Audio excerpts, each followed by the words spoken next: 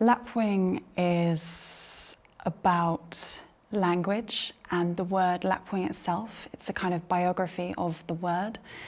It's also a look and a kind of close study of the lapwing bird, this kind of marvelous, flitting, endangered creature. And finally, it's an exploration of grief and of trying to understand and empathize and find love for someone who is perhaps difficult to pin down in order to love, and how addiction can kind of devastate and leave carnage in its wake. The collection kind of has been coming about for, well, in a way, over a decade, but the actual poems themselves have been written over a period of about 6 years.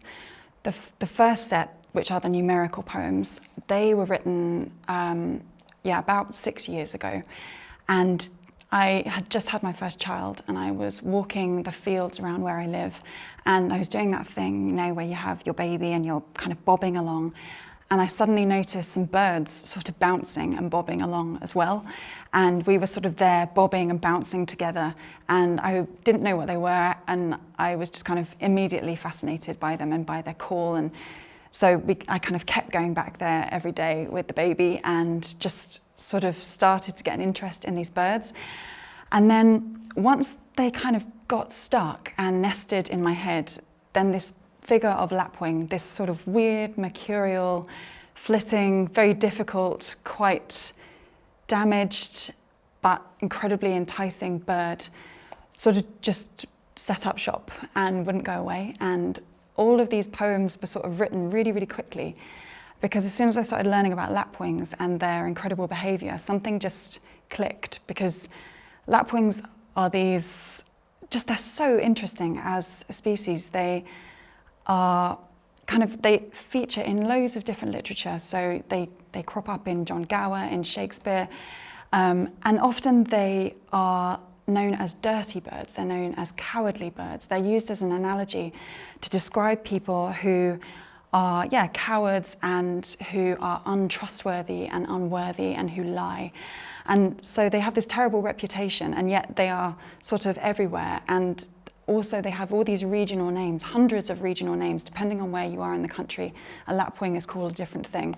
So again, even the language can't quite pin them down. They're always dissembling wherever they go. And they have this wonderful dance and this wonderful behaviour, which just immediately felt so familiar, which is when a lapwing is under threat, they will kind of do this wild jumping and this big kind of show and extravagant display. And they put on a big dance and a show, and they make a lot of noise, and they do everything in their power to deflect against what makes them feel vulnerable. And that sight of vulnerability that is just over there, just out of shot. And that kind of choreography of survival I found so interesting, because it felt very familiar. It felt like I'd seen it before. My father was an addict, and he passed away when I was 21, and I was kind of caring for him at some points, and we had a very difficult relationship. And that dance, that dissembling, that doing everything in your power to deflect away from your vulnerability, just found its voice in this lapwing figure. So writing Lapwing and writing these numerical poems felt like the first time since he'd passed away that I'd found some way of talking back and talking to him and exploring him, whilst also trying to stay true to the bird as well.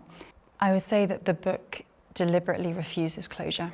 And that poem, the poem that ends it, The Bloated Appendix of Lapwing, is a sort of message that this voice, this bird, will outlive us all. And it's deliberately based in the seed vault, and that idea of kind of looking forwards rather than looking back. And I wanted to end the book looking forwards, but also on this absolute refusal of resolution, in that to try and bring a neat ending to this book would be to try and place things behind glass, and it would be to kind of stuff the figure of Lapwing and put him there. And I didn't want that. And also just the way that elegies work often is that they refuse themselves. They refuse closure. They are messy and they are frayed at the edges, and I wanted this to be frayed, just like a field is more frayed than it looks like kind of when we're looking at it.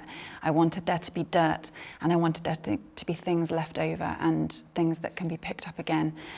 And also just because Lapwing refuses to finish, really. I always think it's difficult when you finish a book and you're supposed to be done with that topic, but so often life doesn't work that way. And so I wanted the book to somehow reflect that as well, that things don't get tied up with a neat bow, and that that's okay, and to try and how can you do that in a form itself?